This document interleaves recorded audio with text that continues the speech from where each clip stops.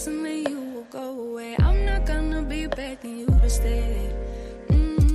Said maybe if you asked me yesterday, I would handle this differently. Things are different, I'm a new me. That's not gonna happen. That's not gonna happen. That's not gonna happen. So even if you're asking, even if you're asking, 'cause I do what I do, and it's time for something new. Yeah, gotta know when to let go. Gotta know. Hello and welcome. Welcome back. This is an intermittent fasting jumpstart. Let's see if I have my drink. I'm drinking me some Gatorade sitting here. I'm getting ready to go to bed. And I'm drinking some of I don't know if you can see it, the Gatorade Zero. The Gatorade Zero. So I'm just having a little bit of this before I go to bed with my medicine.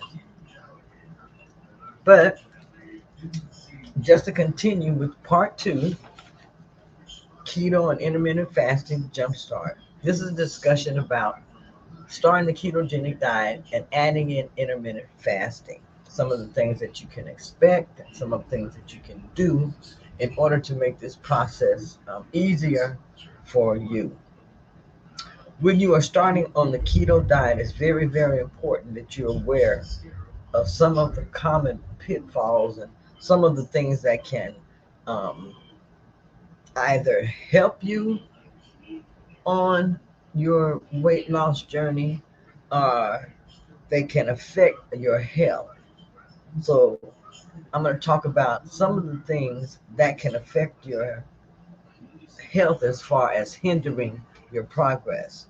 And one of the most frequent mistakes is not talking to someone before starting your journey, especially if you have pre-existing conditions that may require some medication adjustments. Can you hear we're getting ready to have a storm? It's thundering and lightning outside, so I'm not really going to be on here long tonight because I really don't like to be doing that type of thing when that is going on. So sometimes we neglect the importance also while we're doing the ketogenic diet um, about the foods that we're eating. We neglect the importance of the food quality, and a lot of us just mainly focus on restricting our carbohydrates, and we don't consider the value of the foods that we are eating. It's very, very important when you're starting the ketogenic diet that you have to consider the value of the foods that you're eating because you're going to be changing your diet, you're going to be taking away some food. So you want to make sure that you are replacing these with good nutritional foods that are good for you to eat and that have nutritional value. Sometimes we as individuals, we underestimate the amount of water that we need to be drinking daily, and we underestimate um, that we need electrolytes. We have to take these things into consideration also. If we're not drinking enough water, then we're going to be getting dehydrated, and we're going to have things that can cause symptoms similar to the flu that are known as the keto flu. That, okay, that's why it's very, very important that you replace your electrolytes. If you are replacing your electrolytes, it's going to help you with things like you're not going to be having muscular cramps or muscular aches. You're not going to have like the headaches. This is going to help greatly if you are taking some electrolytes. So it's very important that you replace your electrolytes as you are doing ketogenic diet, and that's one of the main reasons is it can help you very, very good as far as the symptoms of the keto flu. A lot of us as beginners or people who are starting the ketogenic diet, like I say, they cut their carbohydrates so drastically without allowing their bodies to adjust to this. It can result in shock to the system and it makes your transition more difficult. It's also very important that you consume enough fats so that you stay in ketosis, but not so much that it is so much more than your protein intake. You want to have a moderate amount of protein intake. This is going to help you preserve your muscles. It's very important that you preserve your muscles by exercising and having enough of a protein intake. If you're older, as we get older, we need more protein. So for myself, I try to eat about 100 grams of protein is what I'm aiming for, anywhere between 100 to 130 grams of protein daily, especially while I'm going to be doing the carnivore diet. If you cut your carbohydrates too much, it can be, like I said, a great shock to your system, and you're going to have a very, very hard time transition because your body is going to fight against this. Your body has been living on glucose for so long, it is going to be one of the strongest cravings that you're going to have to deal with. It's vital to ensure that you're consuming enough fats that is going to carry you over to make you feel full and make you feel satiated until your next meal. This is very, very important.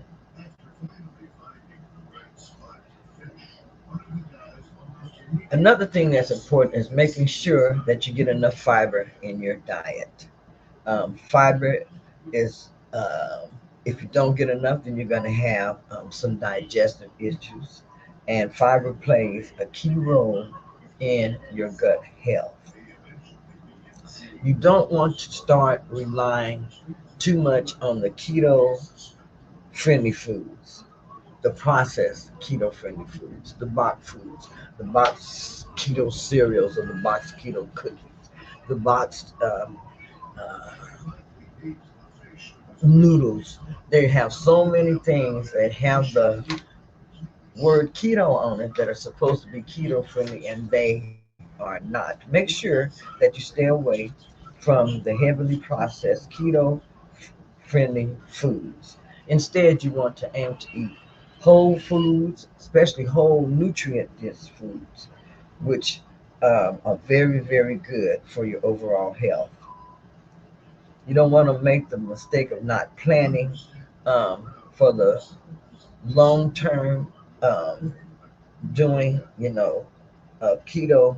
You don't want to use keto as a quick fix, rather, but you want to use it as a sustainable life change. It's a lifestyle change. It's not something that you can go in and out of and really expect to see some really, really good benefits. You have to make it a lifestyle change in order for you to really see good results and to be very successful on eating this way. Don't mismanage your macronutrient ratios. If you're first starting off, make sure that you track your foods. Find a good app that's going to help you track your foods. And this is going to help you get into ketosis. It's going to help you stay in the ketosis, especially when you're first starting off. It's going to help you learn the type of foods to eat, the amount of foods to eat, and what foods to eat that work best for you. You can get yourself. I did get the ketone dip strips when I first started doing the ketogenic diet. They helped me a lot as far as knowing when I had ketones present in my body or present in my urine, um, just to know, that I had gotten to that point. So this is something that you can do by choice. Some people use a glucose monitor, um, where they stick their finger. and that get ketone monitor. I'm sorry, and some use a ketone glucose monitor, and that gives them information also, but it helps them to stay in the ketosis and lets them know when they've eaten too much and they're not in ketosis. So these are some tools that you can also invest in to help you also on your healthy weight loss journey. I'm getting dry mouth, so I have to have something to drink. Remember, the purpose of the ketogenic diet is for you to get into the metabolic state that is called ketosis. This is what the ketogenic diet is meant to do. You have to remember that a lack in the variety of diet can lead to a lot of micronutrient deficiencies, which could increase long-term health issues.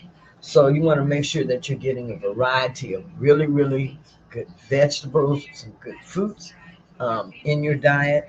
Make sure that you find out what type of fruits that you can have, berries, avocados. Google it, print out a list, and it'll give you a lot of different information as far as foods that you can eat as you're doing the ketogenic diet. And make sure that you're picking some good whole foods. Also, be mindful of the types of fats that you are consuming on the ketogenic diet. You want to focus on healthy fats from foods like nuts, olive oil, avocados, and avocado oil, ghee, fats that come naturally in meats. These are the type of fats that you really want to consume the most of, and not so much of the saturated fats. So when you first start the ketogenic diet, don't expect to just jump into it and be able to do it perfectly. It's going to be a learning process, and for some of us, it may be a slow process in order for you to get into ketosis. That is the main goal that you want to accomplish on the ketogenic diet. So, in order for you to avoid making a lot of mistakes on keto, make sure that you educate yourself. Do some research. If you need to, consult with a healthcare professional, a dietitian, a nutritionist. Talk with your doctor or someone, your my cardiologist knows a lot about the ketogenic diet. He said that is the way that they live. You want to make sure you're paying attention to the foods that you're choosing. You want to make sure that you're choosing good, high quality foods. Um, uh, Make sure that you're paying attention to your nutritional intake. Very, very important. You want to make sure you are getting enough to eat. Also, you want to make sure that you are drinking enough water. You want to make sure you're staying dehydrated and are hydrated. And also, you want to make sure that your electrolytes are balanced. You want to make sure that you are replenishing your electrolytes, because if you're doing a lot of sweating or urinating a lot, when you're doing this, your body is releasing electrolytes. So you need to replace those in order for you to feel your best and in order for you to not have so many symptoms if you're going through the keto flu. Um, Make sure that you approach the ketogenic diet really as a long-term lifestyle change, and not just a temporary solution.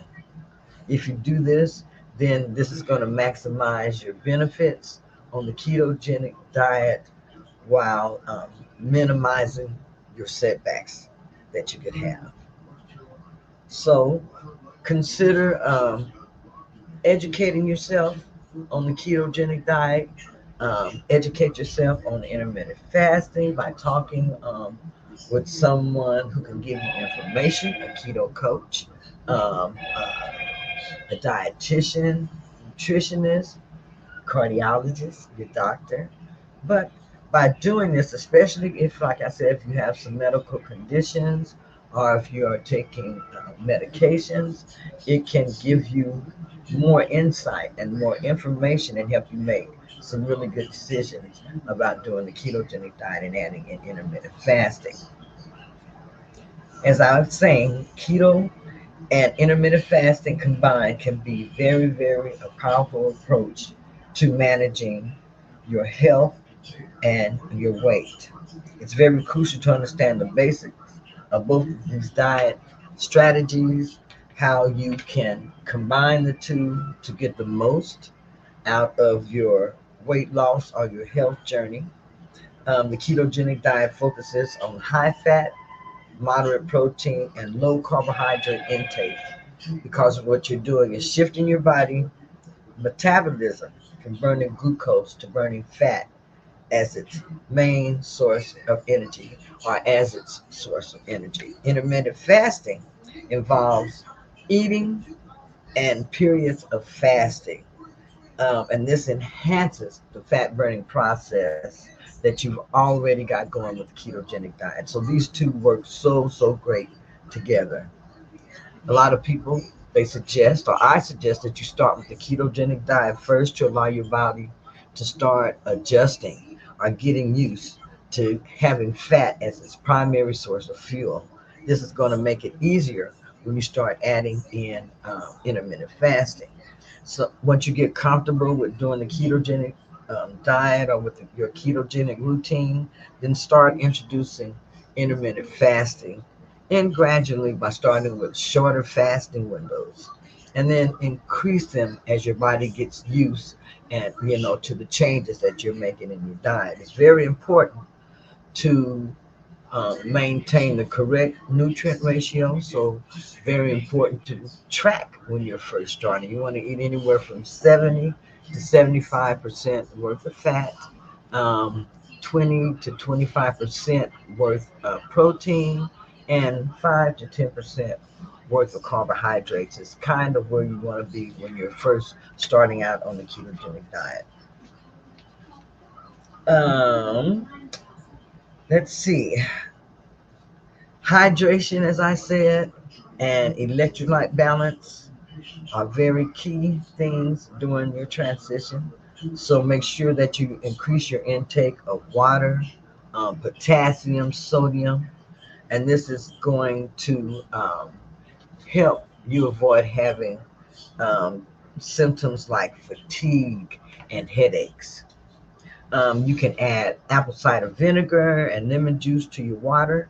This can also be very beneficial to you, especially if you are fasting. As you progress on using keto and intermittent fasting, experiment with different fasting schedules. You can do the 16 and 8, I say, which is what a lot of people do. You can do 18 and 6. Um, but there are many different approaches that you can use. There's a 5 and 2 approach, which involves eating normal for 5 days and then calorie restriction for 2 days. So find an approach of fasting that works best for you to work into your diet and into your healthcare journey. And then start there and tweak it as you need it. Also, make sure that you're monitoring your body's response to these changes. You want to look for signs that you're becoming keto adapted, such as a decrease in your appetite. This is going to show you that your body is becoming efficient in burning fat as its energy. You're not going to have as much of an appetite. So remember that while you're doing intermittent fasting and keto, that they are very effective. They're not suitable for everyone. So if you try one and it doesn't work for you, you can try the other. You know, maybe you can't do both together, but maybe you can use one of them. Consult with a hair care professional before starting any new diet, especially if you're on medications and you have some physical challenges already. Always set goals, aim for your goals, focus on yourself, and consider, like I said, educating yourself on the ketogenic diet. Educate yourself on intermittent fasting. Talk to people. Um, do research, Google it. But hope that you've gotten some good information. And I will see you in the next video. Bye bye.